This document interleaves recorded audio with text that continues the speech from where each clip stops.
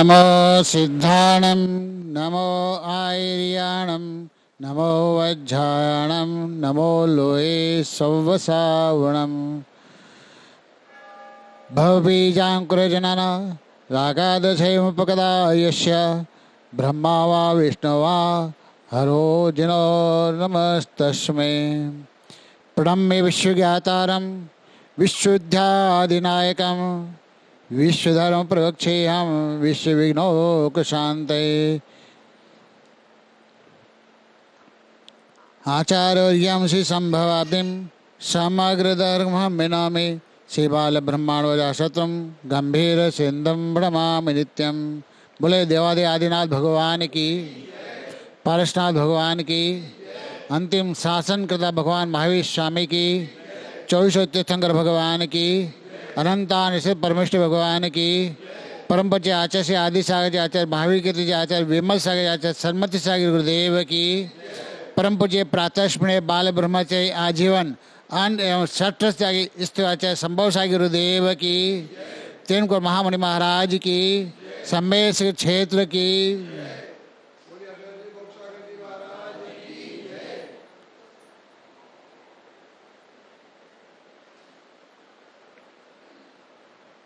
आज का मानव धर्म पथ को छोड़ते जा रहा है, अधर्म को मार्ग को पकड़ते जा रहा है। धर्म का रथ न जाने कहाँ जा रहा है, धर्म का रथ न जाने कहाँ जा रहा है। अहिंसावादी मानव खा रहा है, अहिंसावादी मानव खा रहा है। जिस दिन भारत से शाकाहार निकल जाएगा, जिस दिन भारत से शाकाहार निकल जाएगा, उस दिन इंसान इंसान को निकल जाएगा, उस दिन इंसान इंसान को निकल जाएगा। धर्म की आड़ में, धर्म की आड़ में मानव क्या से क्या कर रहा है, धर्म की आड़ में मानव क्या से क्या कर रहा है। पुण्य के स्थान में भी पापों को भर लेता है, पुण्य के स्थान में भी पाप को भर लेता है। पाप की महिमा बड़ी निराली है बंधुओं। दिन के उजाले को काली रात समझ लेता है, दिन के उजाले को काली रात समझ लेता है। मानव को अपने धर्म पर विश्वास नहीं होता, मानव को अपने धर्म पर विश्वास नहीं होता, इसलिए उसकी आत्मा में वास नहीं होता है, इसलिए उसकी आत्मा में वास नहीं होता है। अपने धर्म पर वास्तव में यकीन करता, अपने धर्म पर वास्तव में यकीन करता तो मैं सच कहता हूँ उसके पास दुख दर्द नहीं रहता, उसके पास दुख दर्द नहीं होता है। ममता के बिना मानवत्व मातृत्व पूरा नहीं होता, ममता के बिना मातृत्व पूरा नहीं होता, करुणा के बिना कवित्व पूरा नहीं होता है। मनुष्य अधूरा है मनुष्यता के बिना, मनुष्य अधूरा है मनुष्यता के बिना, मगर अहिंसा के बिना मनुष्यत्व पूरा नहीं होता है, अहिंसा के बिना मनुष्यत्व पूरा नहीं होता है। धर्म वह है जो कर्मों को हरता, धर्म वह है जो कर्मों को हरता, धर्म वह है जो सुखों को भरता है, धर्म वह है सुखों को भरता है। जानता है मानव इस बात को, जानता है मानव इस बात को, मगर फिर क्यों वह अपने मन को पाप के कलशों से भरता है। बंधुओं, संसार में धर्म, दुनिया धर्म चिल्लाता है, मेरा धर्म, मेरा हिंदू धर्म, मेरा मुस्लिम धर्म, मेरा सिख धर्म, मेरा मानव धर्म, सब धर्म धर्म चलता है, पर धर्म है कहाँ? धर्म किसको कहते हैं? धर्म संसार में दो रूप में होता है, एक साध रूप, एक साधन रूप, एक साध रूप, एक साधन रूप। परमात्मा शुद्धात्मा साध रूप धर्म है, परमात्मा शुद्धात्मा साध रूप धर्म है, और आचार विचार और चारित्र साधन रूप धर्म है। आचार विचार और चारित्र साधन रूप धर्म है। प्रत्येक मानव धर्म के दो भाग, दो है आचार और विचार, आचार और विचार। जैन धर्म के विचारों का मूल है स्यादवाद, जैन धर्म का विचारों का मूल है स्यादवाद और आचार का मूल है अहिंसा। आचार का मूल क्या है? अहिंसा। धर्म किसको कहते हैं? धारिणे अनिति धर्म, जो धारण करे उसको धर्म कहते हैं। धर्म कहीं बाजार में नहीं मिलता है, पैसों में नहीं मिलता है, दुकान में मिलता है। धर्म कहाँ है? धर्म स्वयं के पास है। धर्म कहाँ है? स्वयं के पास है। जैसे कहते हैं ना कि कहते हैं मृग ढूंढे मृग भाई, ऐसे घट कर आवे दुनिया देख रहे हैं। हिरण की नाभि में कस्तूरी है पर दुनिया बाहर के दिखती है, क्या कस्तूरी कहाँ मिलेगी? पर गोत्री स्वयं के पास है। उसी प्रकार धर्म तुम्हारे कहाँ है? तुम्हारे अंदर में धर्म है। धर्म कोई बाहर में नहीं मिलने वाला है। धर्म कोई करने की चीज़ नहीं है। भले हम पूजा कर रहे धर्म है, जाप करे धर्म है, दान करे धर्म है, विधान करे धर्म है, ये धर्म नहीं है, ये सब कर्म ये है। इसलिए कहते हैं धर्म किसको कहते हैं? एक फिलोसोफर ने कहा है, एक फिलोसोफर ने कहा है, religion is the highest bliss, religion is the highest bliss, non injuring, self restraint, penance are the path leading to it. क्या कहते हैं? रिलीजन इज द ब्लिस, धर्म शाश्वत सुख देने वाला है। धर्म शाश्वत सुख देने वाला है। वो धर्म, उस प्राप्ति का मार्ग क्या है? अहिंसा, आत्मसंयम और तप। अहिंसा, आत्मसंयम और तप। अब धर्म किसको कहते हैं? धर्म क्या परिभाषा है? समुद्र स्वामी धर्म की परिभाषा देते हुए कहता है कि देश्यामि समीचीनम धर्मम कर्म निवर्णम संसार दुख व्यवस्थान यो धर्तृत्व में सुखे। धर्म किसको कहते हैं? देश्यामि समीचीनम, जो समीचीन है, शाश्वत है, श्रेष्ठ है, उसको धर्म कहते हैं। वो धर्म कैसा है? धर्म कर्म निवर्णम, वो कर्म का निवर्हन करने वाला और धर्म को प्राप्त करने वाला वो कर्म धर्म है। कैसा है? जो गिरते हुए को, संसार भी गड्ढे में गिरते हुए को जो ऊपर उठा करके नरक से निकाल के स्वर्ग में पहुंचाता है, मोक्ष सुख में पहुंचाता है, वो है धर्म। और धर्म किसको कहते हैं? सदृष्टि ज्ञान वृत्ता ने धर्मम धर्मे सारे यदि प्रतिनिकरें भवंती भव पद्धति। क्या कहते हैं? सम्यक दर्शन, सम्यक ज्ञान, सम्यक चरित्र, इसको धर्म कहा है। मिथ्या दर्शन, मिथ्या ज्ञान, मिथ्या चरित्र, उसको अधर्म कहा है, क्योंकि संसार में डुबाने वाला है, संसार में भटकाने वाला यह धर्म है। इसलिए कहते हैं कि वस्तु स्वभाव धर्म, वस्तु का स्वभाव क्या है? धर्म है। दयामूल धर्म, किसी चिट्ठी को मारने का नहीं, उसके बाद दया करना, करुणा करना हमारा धर्म कहता है। इसलिए दयामूल धर्म, वस्तु स्वभाव धर्म, रत्नत्रय धर्म, सम्यक दर्शन, सम्यक ज्ञान, सम्यक, ये रत्नत्रय धर्म है। और 10 लक्षण उत्तम समाधि 10 धर्म है। इसलिए धर्म किसको? धर्म वस्तु स्वभाव धर्म। वस्तु का स्वभाव क्या है? आत्मा का स्वभाव क्या है? आत्मा का स्वभाव जानना और देखना, ज्ञाता दृष्टा आत्मा का स्वभाव। जल का स्वभाव क्या है? जल का स्वभाव क्या है? अग्नि का स्वभाव क्या है? अग्नि का स्वभाव जलाना, जल का स्वभाव बुझाना। एक मटके में पातीले में पानी भरा भगोने में, उस भगोने को चूल्हे पर रख दिया, नीचे में आग जला दी, आगे से बर्तन गर्म हुआ। अब बर्तन गर्म होते होते वो पानी जल रहा है। पानी में शक्ति है अग्नि को बुझाने की, फिर भी पानी अग्नि जल रहा है। क्यों? क्या कारण? क्या कारण? अरे पातली है, पातली में जल भरा है, उसमें आपको चूल्हे पर रख दिया और नीचे आग लगा दी, उस आग से पतली गर्म होता है, गर्म होते होते पानी भी गर्म होता है, जलता है। परंतु यदि उस तली में एक छेद हो जाए तो क्या होगा? बुझा देगा ना, है ना?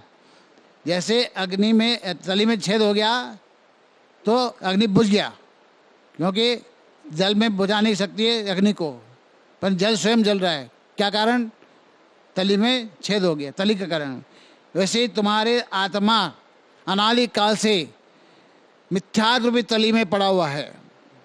तुम्हारी आत्मा में शक्ति है कि संसार को खत्म करने की, नष्ट करने की, ध्वस्त करने की तुम्हारी शक्ति है, पर तुम्हारी आत्मा स्वयं जल है। क्यों कारण? मिथ्यात्व तलीकरण। इस मिथ्यात्व तली में यदि छेद कर दो सम्यक दर्शन का, तो क्या करे, संसार खत्म हो जाएगा। जैसे जल अग्नि बुझ गया, वैसे ही तुम्हारी आत्मा में कर्म को पछाड़ने की शक्ति है। तुम्हारी आत्मा परमात्मा बन सकता है, परंतु तुम कर्म के अधीन हो, इसलिए तुम मिथ्यात्व में हो। और मिथ्यात्व में जब छूट जाएगा तो सम्यक दर्शन प्राप्त कर लोगे, और सम्यक दर्शन प्राप्त हो गया तो संसार सीमित हो गया, है ना। इसलिए कहते हैं कि कसाय वह आचार्य पुरुषार्थ उपाय में कहते हैं कि अप्रधाव भाव खलो, अप्रधाव भाव खलो रागदम बहुत हिंसति देशो मविद हिंसति जिनागमित संक्षेप। जीव के अपने शुद्धोपयुक्त रूप प्राणों का घात रागादि भाव से होता है। शुद्ध आत्मा का जो उपयोग है उसका घात कैसे होता है, राग आदि से कारण उसका घात होता है। इसलिए इन रागादि भाव का अभाव, ये भाव अहिंसा है। रागादि भाव का अभाव भाव अहिंसा है। जहाँ भाव अहिंसा होती है वहाँ द्रव्य हिंसा अवश्य होती है। इसलिए कहते हैं यहाँ आत्मा के कर्म जन रागादि भाव के विनिमित्त से स्व पर प्राणों का घात विनाश होना, ये द्रव्य हिंसा है। उसके दो वेद हैं, कौन से, द्रव्य अहिंसा और भाव अहिंसा। और भाव अहिंसा के भी दो वेद हैं, स्वभाव हिंसा और परभाव हिंसा। इसके बारे में आचार्य समग्र वचन कहते हैं, यत् खलु कसाय योगात् प्राणाम द्रव्यवारो प्राणाम यप्रो प्रणशकरणम सुनिता बहुत हिंसा। कि निश्चय से कसाय रूप परिमन से मन वचन काय के योग के द्वारा अपने तथा पर के भावों और द्रव्य रूप दो प्रकार के प्राणों का घात करना हिंसा कहलाती है। जब किसी पुरुष के मन में या वचन में या काय में क्रोध आदि कसाय प्रकट होती है तो उसके अपने शुभोपयोग रूप भाव का प्राणों का घात तो पहले ही हो चुका है। और यह हिंसा अपने भाव प्राणों का घात से हुई है, इसलिए पहले हिंसा है। अन्य जीवों की हिंसा हो या न हो, अन्य जीव की हिंसा हो या न हो, बाद में यदि कसाय की तीव्रता से दीर्घ स्वाभाविक से अपने हाथ से हाथ पांव आदि से वह अपने अंगों को पीड़ा पहुंचाता है, दुख पहुंचाता है, अपघात करता है, अपने प्राणों का घात कर डालता है, तो उसके अपने द्रव्य प्राणों का घात तो होने के कारण उसके द्रव्य हिंसा हुई। यह कौन सी हिंसा है, दूसरी हिंसा, द्रव्य हिंसा। अपने हाथ से स्वयं ने अपने घात किया। फिर यदि किसी कसाय के वशीभूत होकर वह दूसरे के किसी जीव से खोटे वचन कहता है, खोटे विचार करता है, हंसी उड़ाता है, या उसका कोई ऐसा कार्य करता है जिससे उसके अंतरंग पीड़ित होकर कसाय रूप परिणत हो जाते हैं, इसके दूसरे का जो अंतरंग पीड़ित होने के कारण रूप जो हिंसा होती है वह है अंतरंग दूसरे भाव का प्राणोघात होता है, यह तीसरी हिंसा हुई। और यदि कसाय या प्रमाद के वश होकर यदि दूसरे जीव के को कष्ट पहुंचाता है या उसके अंग उपांग छेद कर देता है, उसका प्राण कर देता है, वो बहुत दूसरे के प्राणों का घात होता है, इसलिए वो चौथी हिंसा हुई। इस प्रकार से हिंसा के चार भेद बता दिया। कितने प्रकार है, चार हिंसा हुई है। अब इसके बारे में कहते हैं, कोई कहे कि हिंसा के लक्षण जीवों के प्राणों की पीड़ा पहुंचाना मात्र ही, तब उत्तर में कहते हैं इस लक्षण में अति व्याप्ति अव्याप्ति दोनों दूषण आ जाते हैं। अति व्याप्ति और अव्याप्ति,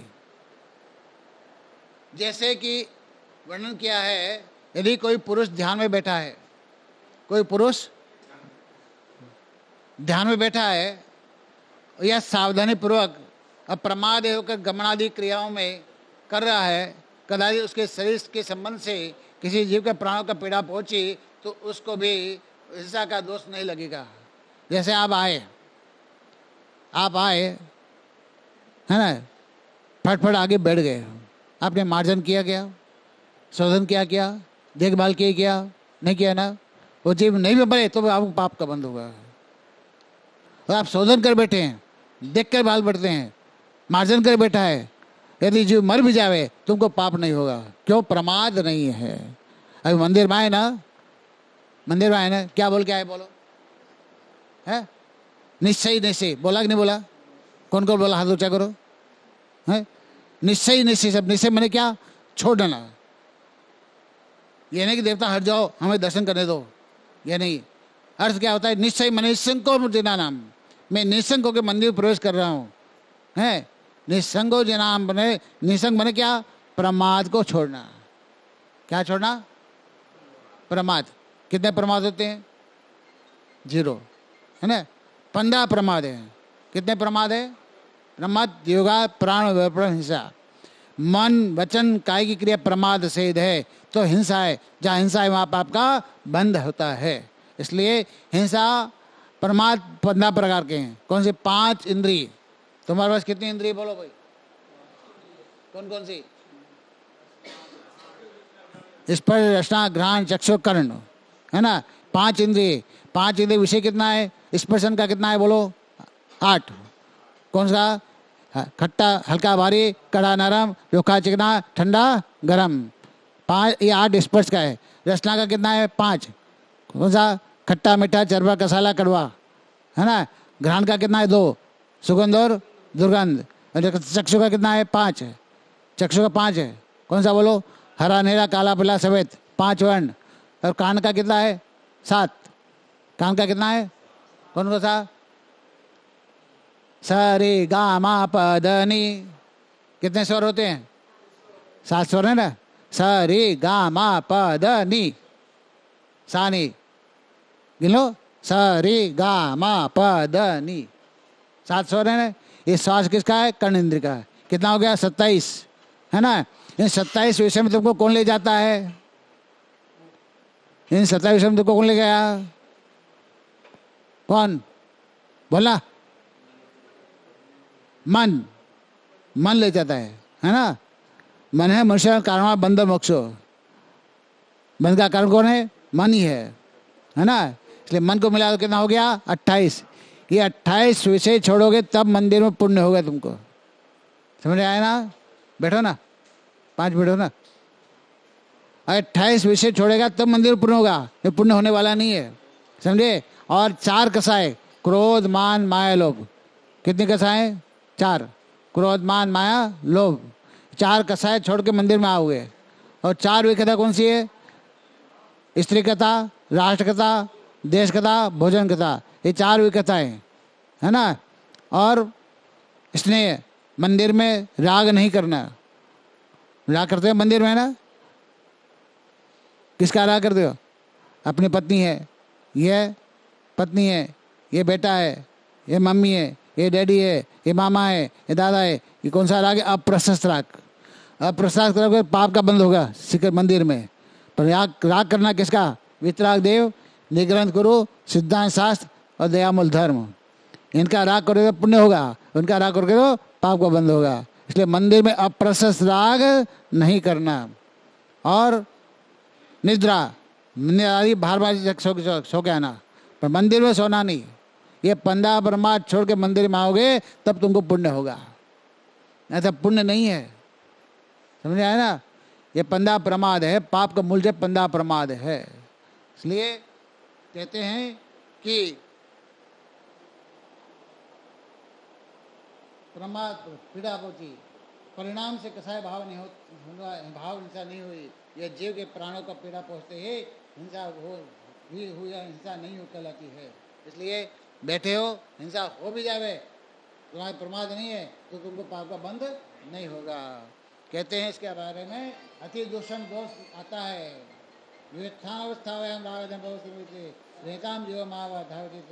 हिंसा कहते हैं यदि कोई जीव प्रमाद कसाय के वशित होकर गमन आदि क्रिया नहीं करता है और क्रोध आदि भाव रूप परिणाम करता है।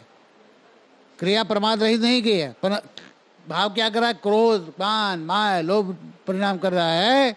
तो उसको इस हालत में जीव मरे या न मरे, वो कसाय भाव के कारण उसका अवश्य हिंसा का दोष लग ही जाएगा।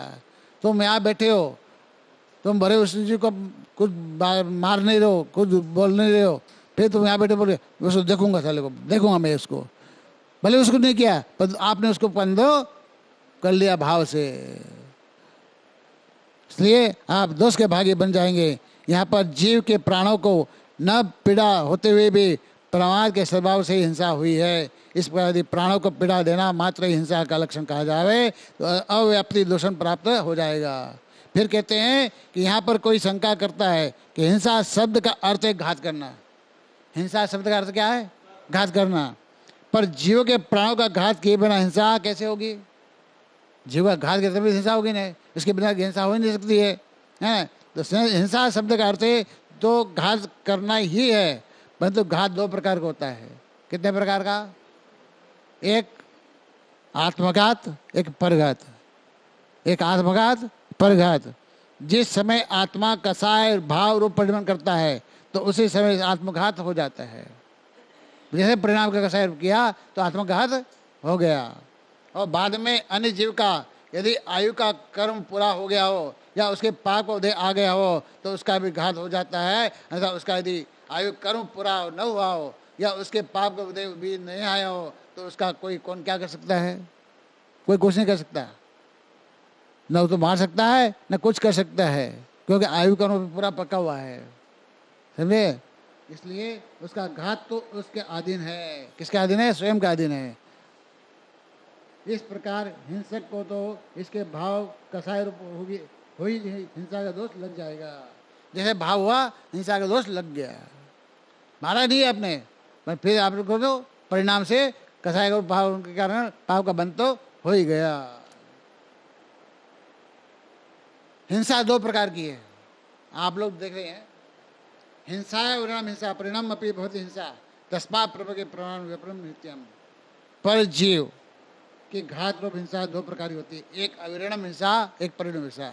अब आपको समझना होगा इसके अंदर अविरणम हिंसा माने क्या और परिणाम हिंसा में क्या। अविरणम हिंसा माने, परिणाम हिंसा माने क्या? जो क्रिया में आप कर रहे हो, क्रिया में आ रही है अविरणम हिंसा है, और प्रयोग क्रिया में नहीं है।